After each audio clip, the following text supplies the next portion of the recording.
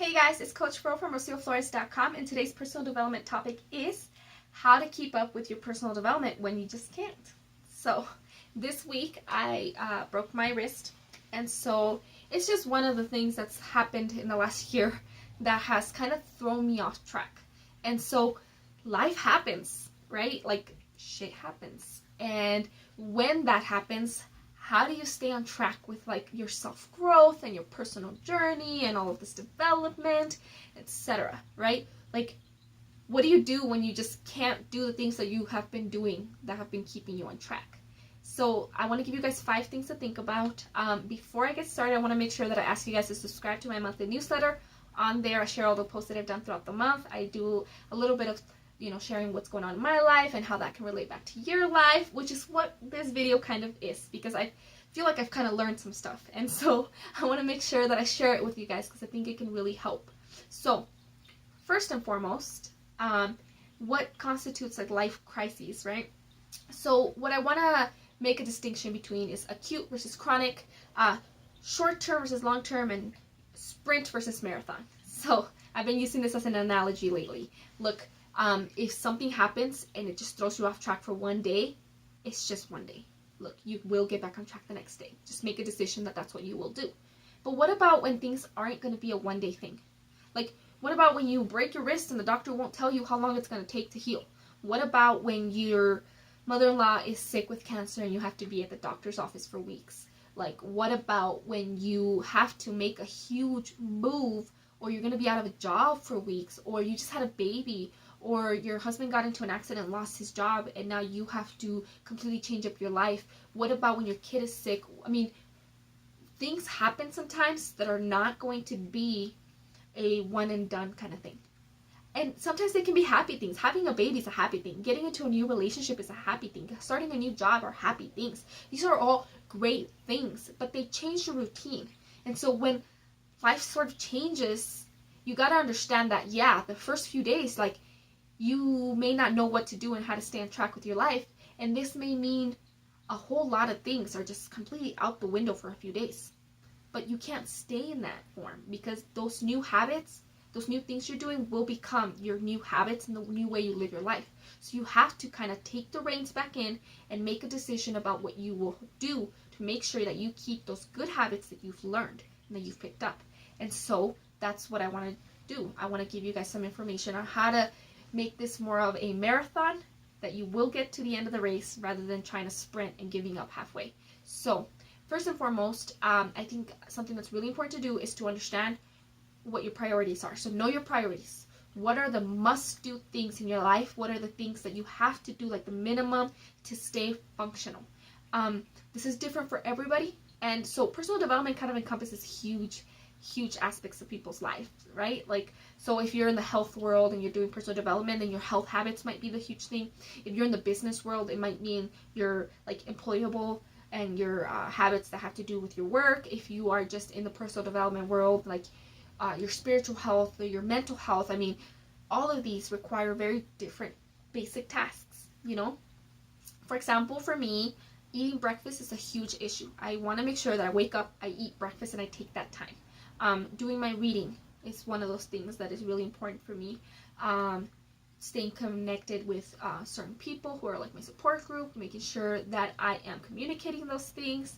There are basic things that have to do with my health, basic things that have to do with my work, basic things that have to do with my spiritual health. Like, I prioritize going to church, even when sometimes it just ain't like sometimes you just don't feel like leaving the house and you're like, I just want to stay home, I don't want to be social.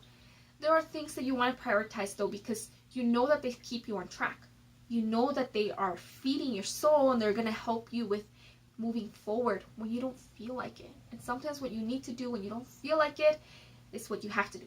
So make a list of the things that you have to do, and then go through it and make like a little asterisk mark on it or something that tells you like these things mean I'm functioning normally. As long as I'm doing these things, it means that I am living life, I am getting through life, and I am succeeding, right? So that way, another thing that will help you do is understand that when you're not being, just not able to meet those basic functions, that's when something's wrong and you need help. You need to seek outside support.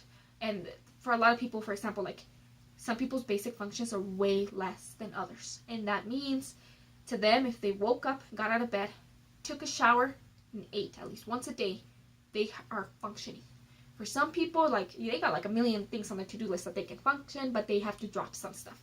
That's okay. Look, when things are going hard, like when life is just hitting you, you might need to drop some things, and that's okay. But make sure that you understand what are your basic functions, what are your priorities, and what isn't. Because then you know what, like, obviously, like, let's say you have to go pick up your kids, or go, I don't know, like, go pick up dinner, like, or like make dinner, right? And so obviously you have to pick up your kid from school. Like, that's a higher priority than making dinner. And if that means having to pick up, McDonald's on the way home, it's better than leaving your kid at school just to make some nice, healthy, cool meal. Like, yes, that isn't the best choice, and it might not be the best choice long term. You're gonna have to figure out a better solution.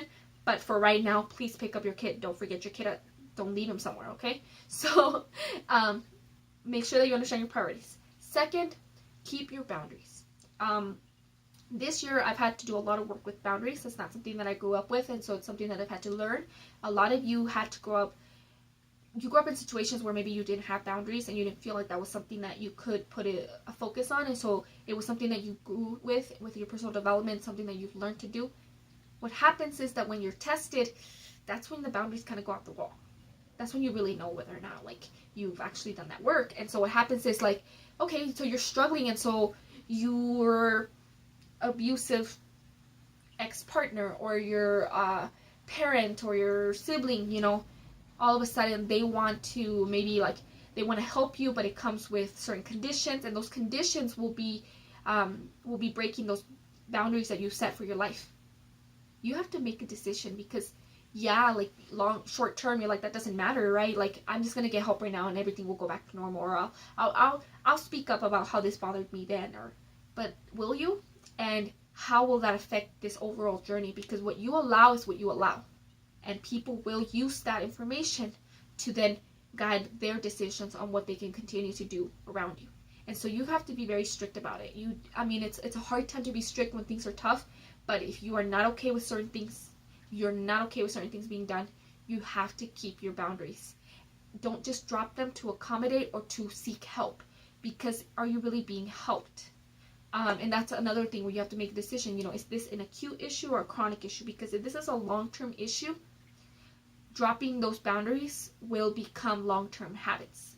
Like, if you just had a baby and so you're like, man, I really need help right now, and so you allow people who are going to come in and do things that you don't want to be done near your kids, later when you're like, I don't like those things and I don't want you doing that, they're going to be like, well, you were perfectly fine when you needed help, and it can become a bigger issue. And so generally you really do want to, like, inspect your heart and kind of understand, what isn't okay with you, and don't just drop those boundaries because it's easy right now, because it will affect you long term. Next is to ask for support. And so asking for support may mean an emotional support, like you just need to talk and vent to a friend. It may mean mental support, like seeking a counselor or a coach. It may mean physical support, meaning like, I can't clean, can somebody come help me clean my house? Like, so there are all these things that are going on and you need help. Ask for help. I know that it's hard. I know that it's difficult. I know that you don't want to do it, but you need to build up a support system, especially when these issues are going to be long term. Like, anything that's going to be a month or so or more, you're going to need help, because a month is a lot of time for you to completely break every habit that you've built, and for you to struggle to build them back up. And especially if you have some new addition into your life. For example, right, this issue of my arm. I'm going to go back to normal, but eventually it'll go back to normal. I mean, hopefully, God forbid anything bad happens, like, it will just go back to normal and life will just continue. But if I was having a baby right now, life wouldn't be going back to normal. We'd be going to a very different life. And that's going to make a big difference with how we move forward in life. If I can't create those habits in the beginning, then how am I going to create them now that I have a child in my life, right? And so you have to understand what will be affected and what won't be affected long term, and whether or not you're going to need help. And that doesn't mean that you need to have help right now. It just might mean that you need to know that help is available when you need it. So make sure that you understand, and are able to ask for support in the areas that you need. And for some of you, that might mean talking to government institutions, talking to your doctors about seeking other types of support. Not everyone has a supportive family, not everyone has a supportive group of friends. Sometimes it's in these trying times, right, that you're going through, that you realize that you don't have the support you thought you had. And so it may mean you need to seek outside support. I will put a link in our in the comment section where I share a really good support system for mental health that I'm a part of, that you can get peer support with. And then, of course, there are tons of hotlines out there that you can use. So I will add some of them on there as well. If you need that kind of support, please don't hesitate to seek it. The next point is to seek a routine. Now, this is going to be really hard, especially if you just don't know what's going on. So, for example, last year when we were coming and going from the hospital, when my mother-in-law got sick, it was like we didn't know when we had to go, when we didn't have to go. We didn't know when the next appointment was going to be. We didn't know she was coming home. There was so much that we just couldn't plan ahead for. And so seeking a routine sort of meant, have we ate breakfast? Are we going to be able to eat dinner? Should we eat dinner now, or should we grab food before? Are you going to work today? There's a lot of things that kept happening that we were like, okay, oh my goodness, everything was all over the place, right? And so try to seek a routine in what's going on. You may not have much control over everything. And so, again, go back to those priorities. What can you get done? Can you take a shower today? Will you take it in the morning or in the evening? Okay, you could take it in the morning, you're good. You know that you got that done. Does that mean now that you'll be able to eat at this time or at this time? So see, when can you fit those important things in there and focus on creating as good of a routine as you can and stick to that, because it will help you with it's just one less thing to think about, right? If you just know, okay, I can handle this every day at this time, right? And stay connected to good sources of information so that you understand what's going on and how to plan ahead. And so if you're having to do driving, you just got a new job, right? And you're 2 hours away, and it's a huge drive, which is a huge thing to do. If it's just a new thing in your life, it's going to take some time to get adjusted to that. So do you know where to look for weather reports? Do you know where the gas stations are? Do you know where you can get food at gas stations? If you can't cook in the morning, will you have to pick something up in town or at the place? Will you have a break at a certain point? Will you be able to get gas? When will you be able to do your laundry? There's all these things that could happen that you need to start to think about. And so it's okay. Take the time to make sure you're seeking the information and that you create a routine that's going to help you stay on track. And then last but not least, and definitely not least, is don't be so hard on yourself. Look, life happens. Terrible things happen all the time. Great things happen all the time that are really hard to do. You're not perfect. Nobody's perfect. Everybody sucks at something. Everybody's good at something. It's okay to suck right now. It's okay to just not be able to do things right now. It can be so freaking frustrating. I'm really frustrated right now because I wasn't even gonna do these videos because I was I can't, I don't want to look all weird, and I can't type because it's my freaking right hand, and there's so many things, and I'm so overwhelmed and frustrated that I was just feeling horrible last week. Just bad. I'm in pain and I can't cook, and I tried to cook bacon and I burned it, and I was so upset with myself because it was that one good thing of the meal that was going to be great, and then I hated having to ask for help, and I was so frustrated. I broke down crying like a kid crying, not even like a little cry. It was like I was like a kid, and I can look back and laugh now because I'm it's okay.